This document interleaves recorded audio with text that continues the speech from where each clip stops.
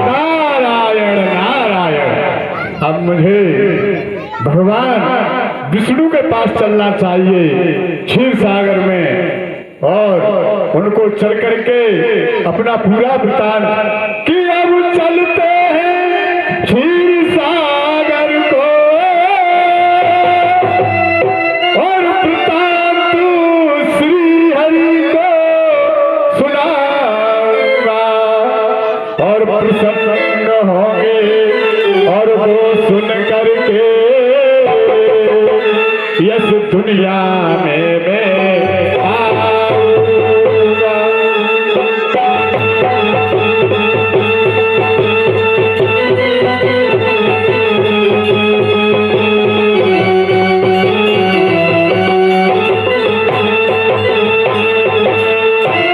भगवान विष्णु के पास चलना चाहिए और उनको चल करके ये कामदेव जीतने की पूरी कहानी उनको चल करके सुनाऊंगा। हमें पूरा भरोसा है कि मेरे प्रभु ऐसी हमारी कामदेव जीतने की जब बात को सुनेंगे तो प्रसन्न हो जाएंगे। वो हमारे परम हितैषी हैं और अवश्य प्रसन्न होंगे। उनको चल करके और ये वृतांत सुनाता है। नारायण नारायण।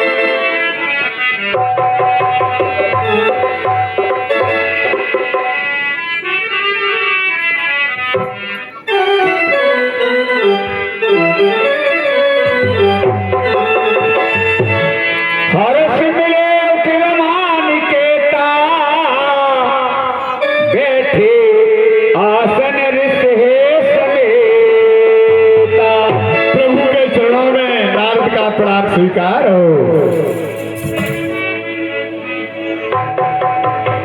हर्ष मिले उठे रमा की निकिता, रमा के घर में वास करने वाले परमात्मा रमा कहे लक्ष्मी को, लक्ष्मी के घर में वास करने वाले परमात्मा हर्षित होकर के नारद बाबा से मिलते हैं। उसके बाद बैठे आसन ऋषि समेता, ऋषि के समेत, और विष्णु भगवान आसन पर बैठ जाते हैं।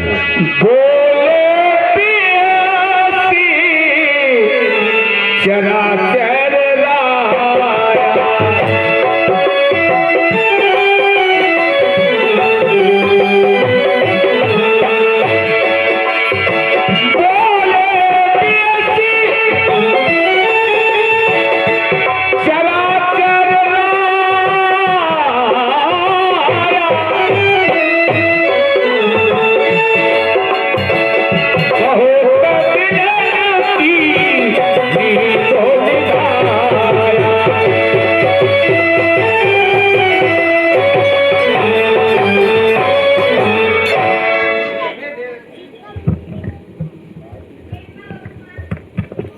हे देवर्षि, कदाचित आप हमेशा ही हमारे पास आते थे और इस बार पता नहीं क्या हुआ कि आपके दर्शन बहुत ही दिनों के पश्चात हो रहे हैं।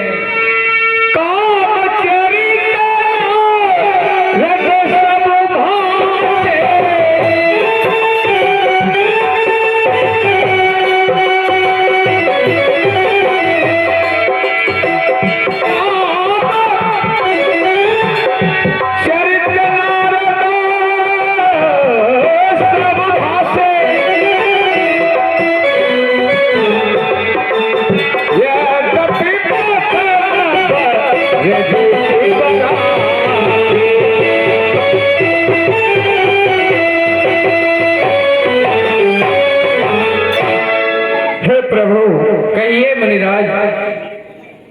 जो हमारे अंदर बात छुपी हुई है वो अब हमसे छुपाई नहीं जाती है, वो पेट में अंदर उबाल ले रही है। इसलिए प्रभु उस बात को मैं, उस वृतांत को मैं आपसे कहना चाहता हूँ, अगर आपकी आज्ञा हो तो। अवश्य कहिए मुनिवर। तो सुनिए प्रभु, मैं एक बार मृतलोक में भ्रमण करने के लिए चल लिया। भ्रमण करते करते, प्रभु का भजन करते करते, आपका भजन करते करते, गुणगान करते करते मैंने मृतलोक में देखा बड़ा ही सुंदर पर एक आश्रम था, पास में गंगा जी बह रही थी और हिमालय पर्वत की गुफा थी। तो मैं वहां पर बैठ करके और भजन करने लगा, आपका भजन करने लगा। और न जाने कब प्रभु आपकी समाधि में भजन में लीन हो। जब लीन हो गया तो देखो देवराज इंद्र को लगा कि नारद कहीं मेरी तपस्या करके मेरा राज्य न छीन ले, इसलिए तपस्या न कर रहा हो। कितनी उल्टी बुद्धि है देखो, मैं हमको क्या राज्य की पड़ी है, तो भी उसने अपने सहायकों को और कामदेव को मेरी तपस्या भंग करने के लिए और भेज दिया। प्रभु उसने नाना प्रकार से कामदेव और उर्वशी, रम्यका, मेनका, बहुत नृत्य कलाएं उनके साथ थी और पूरा प्रयास मेरी तपस्या भंग करने का किया, पर उनका बस की बात नहीं थी प्रभु। और हार मान करके मेरे चरणों में गिर पड़े। जब मेरे चरणों में गिरे तो मेरी अचानक समाधि खुल गई और मैंने कांपते हुए देखा और मैंने उसको माफ कर दिया। इस तरह प्रभु मैंने कामदेव को जीत लिया, प्रभु कामदेव को जीत लिया। अतुत चैंड रघुपति की माया, जैन हो असको जग जाया। हाँ प्रवीण बंधु, भोले बाबा ने मना किया था किस प्रसंग को कहना मत, फिर भी नारद बाबा ने सारे प्रसंग को कह दिया। ये परमात्मा की माया बड़ी प्रचंड है। इस माया में ऐसा कौन जीव है वो मोहा नहीं हो। इस माया के चक्कर में सब जीव पड़ गए हैं। रूप बदन करे बचन मृदो हो, बोले श्री भगवान।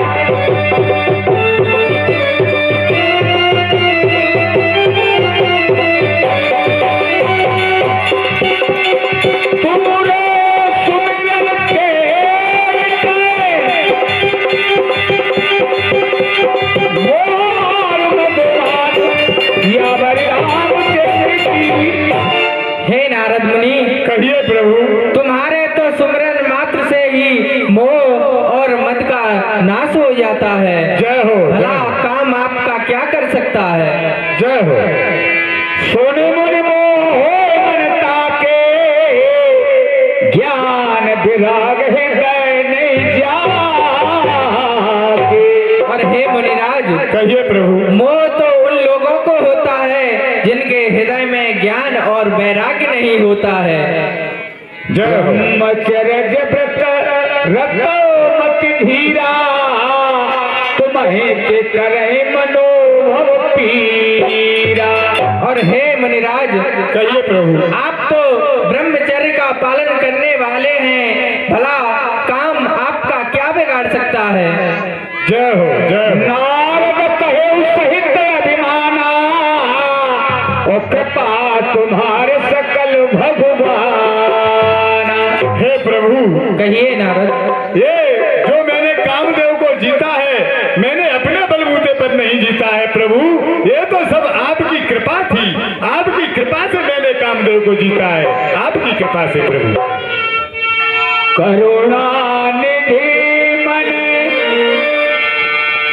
दीक विचारी, करुणा निधि मन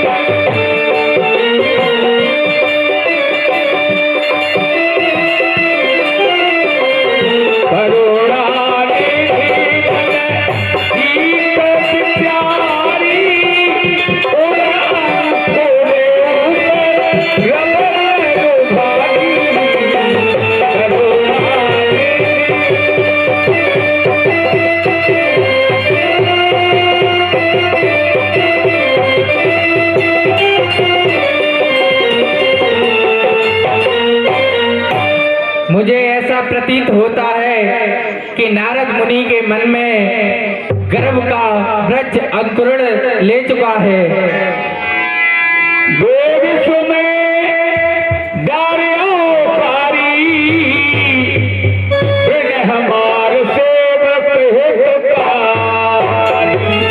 उस वृक्ष को मैं अवश्य अवश्य ही उखाड़ फेंकूंगा, क्योंकि मेरा प्रण है मैं हमेशा अपने भक्तों का हित करता हूँ। मन कर हित हम कौतुक होई, अवश्य पाए करब में सोई। जिसमें नारद का हित और मेरी लीला होगी, मैं अवश्य वही करूंगा। तब नारद हरि पद सिर नाई,